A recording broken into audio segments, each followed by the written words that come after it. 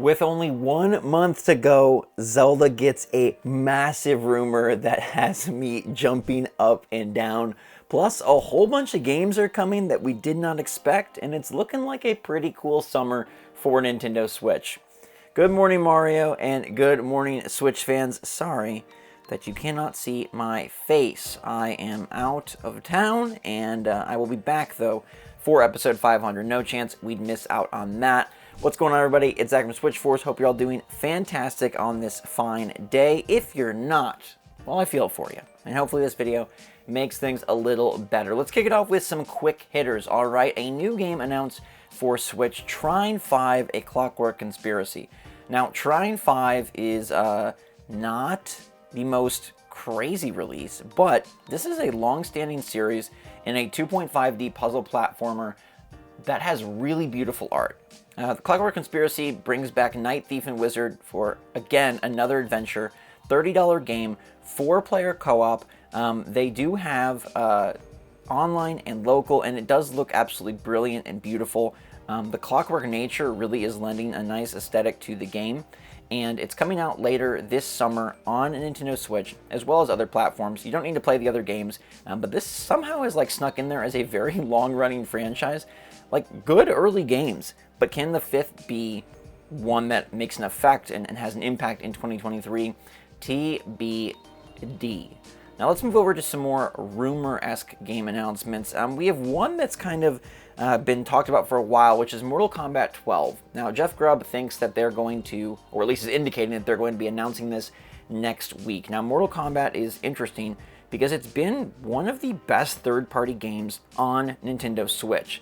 You remember they brought the past 2 versions to the platform, and it was pretty darn sweet. Wait, was it both, or was it just Mortal Kombat 11 on Switch? I think it was just Mortal Kombat 11. All right, so I guess they brought the last one, but because of its success, that lets me believe they're going to be bringing Mortal Kombat 12 to Switch as well. I think it'd be a big missing if they didn't, especially with the massively expanded Switch user base. Anyways, if you're looking for some fatalities and some katana wins action, hopefully we get an announcement on International Space Day.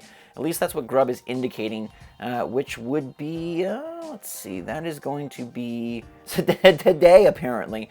We should be getting some interesting Mortal Kombat announcement, according to Jeff Grubb. Hopefully, we'll let you know, obviously, on the next GMM. There's also a rumor about Star Wars Racer Remaster. Now, if you have not played Star Wars Racer, this is actually one of the more underrated Star Wars games. This was a fun time when I was younger.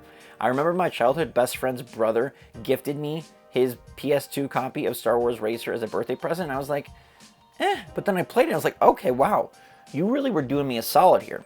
Now, supposedly this is the kind of bringing things back in the vein of Battle for Bikini Bottom, the SpongeBob remaster, Destroy All Humans. That remaster, it's going to be released towards the end of this year in the fall, and basically every platform under the sun. They've always put these Star Wars re-releases on Switch. This one, though, becoming a remaster, pretty nifty, and it's pod racing. You can be Sebulba, and that makes this instantly a win in my book in terms of quite a cool game, and one that hopefully has a nice price point of like $20. I don't know, it's a remaster, so $30 is probably more likely, but it should not be too much more than that. There's a few other things that have been kind of bopping around right now. Nintendo is aggressively hunting down the leaker of the Zelda art book, but that's not the big rumor. Interesting that they are going on a real hunt here, according to some reports. Makes a lot of sense, though, because that's been the biggest Zelda leak thus far, at least confirmed Zelda leak, and really how the heck did that get out there? There was a Pikmin screenshot found on DeviantArt, which is also quite strange. But let's get to the meat and potatoes of this video and what I am beyond excited for, all right? Legend of Zelda, Tears of the Kingdom, it's out in a month. The console is out in a couple of weeks. The Pro Controller, the case, and the game, most importantly, the game, are out in a month. We're somehow 1 month, 1 cycle away from Zelda Tears of the Kingdom. Remember when this was announced as the sequel to Breath of the Wild? Forever ago, ages ago. Man, the last time E3 was a thing, no longer a thing. That's how long ago it was, pre-pandemic, so many things that have happened, pre-Mario movie, goodness gracious. But it's not just Tears of the Kingdom that is bringing Zelda to the forefront. We have a really big, doubly sourced rumor here about Legend of Zelda, and this is looking pretty darn legit. I put on my, suspicion glasses, and they came up pretty blank. because there's not a lot of suspicion here. This seems quite legit. We know that Nintendo has really expanded out and branched lately, with Nintendo Pictures and the Mario movie becoming the biggest animated movie of all time. Big kudos to them. We've got Super Nintendo World, which is a fantastic park that now has 2 locations and continues to expand. But it seems like Miyamoto and Nintendo are hungry for more. All right, so we have a evolving rumor here that Universal Studios is going to be getting a Legend of Zelda land, and this will be completely separate from Super Nintendo World, its own place with 2 rides. Now, freaking out over here because I love theme parks, I love Zelda, and you gotta hear these. Whether you're a Universal Studios fan, whether you think you'll ever make it to Orlando, you gotta listen to this, okay? It seems based on the financial success of the Mario Bros. Movie and Super Nintendo World at both Universal Hollywood and Universal Japan, Universal is deciding to go forward with some previously sort of, talked about ideas. One of these is going to be retheming the Lost Continent area into Legend of Zelda. Now, the Lost Continent has Poseidon's Fury, which is actually kind of a low-tech but really fun experience, I would say. I'm sad that it's getting ditched, but for better things, because they're talking about 2 rides here. One is going to be supposedly Link in the center based on Ocarina of Time and floating bleachers that rotate around. So you're sitting down and you're moving, almost like Big Simulator style, but some sort of Zelda show. But that's kind of just okay, interesting in a Zelda show, but I like the idea of expanding into live performances. The better ride, though, is this new technology that is a water ride that transitions into a suspended dark ride. So we're talking about a boat that attaches onto an overhead rail and flies away. This obviously screams Zelda, and I'm sure you're already calling out game names, but the biggest one is probably Wind Waker.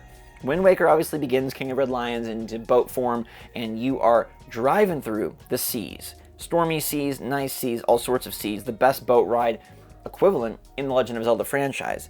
But what's interesting here is then taking off into the sky.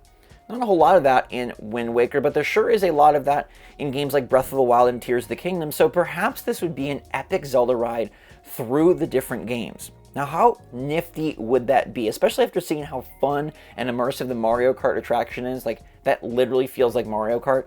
If they can take us on a King of Red Lions boat ride that then transforms into some sort of sky vehicle for BOTW and TOTK, incredible. Plus, the idea of just going from a water ride to a suspended ride is absolutely insane. Now, some people have speculated, well, maybe this is false, because why would Nintendo separate their Nintendo IP from Super Nintendo World? Why would Universal do this? But recall that Universal has done this before. They have Harry Potter split kind of all over, right? Harry Potter is in 2 parks at Universal Studios Orlando because it could not be held in one area. Now, the Universal Studios Orlando Nintendo World has not been built up yet. We don't know where or exactly how that's going to take shape, but having Nintendo spread across your parks seems like a genius idea, right? This really is the best case scenario for Nintendo fans, but also I think for Universal. Of all the IP they have, yes, I know Lord of the Rings is incredibly popular, and Harry Potter will be forever discussed at least, but probably popular. Nintendo, though, has just kind of a universal love, and as shown by this movie release, I think it's so smart, and getting Zelda in there definitely brings in a different element and a different kind of, I'd almost say, audience, right? Obviously, everybody can love Mario and Zelda simultaneously, but it feels like it brings about maybe a bit of a older crowd, and maybe they can do a little bit more with the ride to make it, tilt a little bit older, in the same way that they did with the Harry Potter rides. The Harry Potter rides, though appealing to a childlike wonder property, it does have so many adult fans that they did make sure to really take that into account. And I feel like Super Nintendo World is very much geared towards Nintendo fans, yes, but also towards kids. And it would be nice to see a Zelda area that maybe has a little more mystery beneath the scenes, and this boat ride just sounds like great technology to take advantage of and really push things to another level. I think it would be a perfect tie-in to Zelda's biggest Zelda ever, right? Having Tears of the Kingdom be the most pre-ordered and going to be an insane success with 120 million consoles out there. It's really, really, really exciting times. And I think Nintendo just expanding into so many areas and avenues is also just freaking great. When did we think this would happen? Eventually, maybe one day, pipe dream, but now we're living in the pipe. And man, it's a nice pipe. It's a warp pipe to a world of Nintendo that I did not know if we'd ever get, and yet here we are. Cannot wait for more details on this, and also just cannot wait for Tears of the Kingdom. We do have a few other leaks and a few other Tears of the Kingdom things I want to touch on later this week, but for now, just know that I'm planning to be streaming more Breath of the Wild soon. I'll let you guys know. I know I let you guys know that I'd let you guys know about the stream, but once I'm back in town, I'll get a set time in, and we'll get back, because that has been a ton of fun. In the meantime, though, everybody, let me know what you think about Zelda getting the theme park treatment according to two sourced rumors here, Universal employees. And then if any of those Switch games we discussed appeal to you, are you interested in any of them, planning on picking them up, adding them to sort of your circle on the calendar list for what you might be buying for Switch? Then again, all focus on Tears of the Kingdom. Anyways, guys and girls, thanks so much for watching. Stay safe, stay healthy, stay happy, stay positive out there. Love you lots. SwitchForce out.